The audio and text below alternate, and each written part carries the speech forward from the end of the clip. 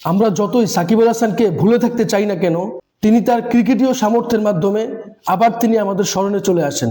আমরা সকলেই জানি এই বছর আইএল টি-20তে বাংলাদেশ থেকে 3 জন প্লেয়ার অংশগ্রহণ করেছে, তাসকিন আহমেদ, মুস্তাফিজুর রহমান এবং সাকিব আল হাসান।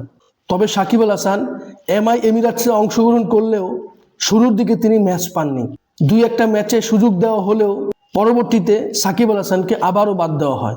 এমন একটা সময় ছিল যে সাকিব আল হাসানকে রিটায়ার্ড হার্ড করে ব্যাটিং থেকে তুলে নেওয়া হয়। এটা সাকিব আল হাসানের জন্য খুবই অপমানজনক। যারা কিনা শুধুমাত্র সাকিব আল হাসানের জন্য অপেক্ষমান, তাদের জন্য খুবই কষ্টদায়ক।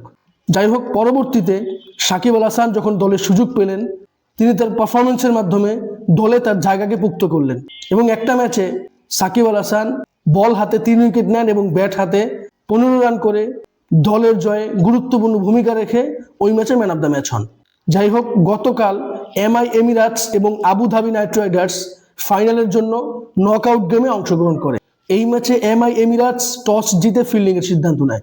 ইনিংসের শুরুতেই সাকিব আল হাসান বোলিং করেন এবং প্রথম ওভারে মাত্র 2 রান দেন।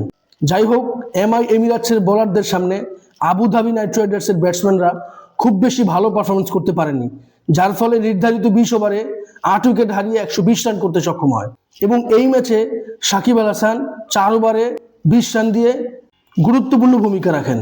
জবাবে এমআই এমিরেটস ব্যাট করতে নেমে শুরুতেই আন্দ্রে ফ্লেকচার এবং মোহাম্মদ ওয়াসিমকে হারিয়ে ফেলে।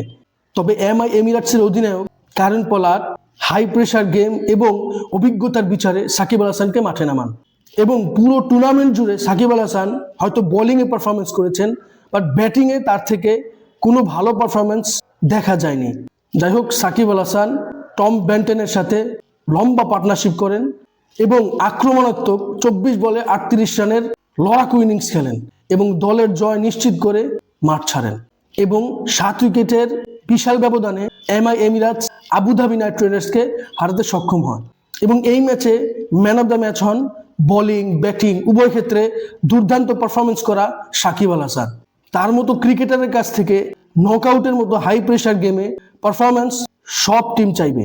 আমরা কখনোই চাইবো না সাকিব আল হাসান আবারও জাতীয় দলের হয়ে খেলুক, তবে আমরা চাইবো সাকিব আল হাসান যেখানেই খেলুক বীরের বেশে তিনি তার অভিজ্ঞতা পারফরমেন্স সবকিছু উজাড় করে দিয়ে ক্রিকেট ফ্যান্সদেরকে অনেক অনেক আনন্দ দিবে। এ নিয়ে আপনার কোনো মতামত থাকলে অবশ্যই আমার সাথে শেয়ার করবেন। ভিডিওটি ভালো লাগলে লাইক, কমেন্ট, শেয়ার, সাবস্ক্রাইব করবেন। ধন্যবাদ।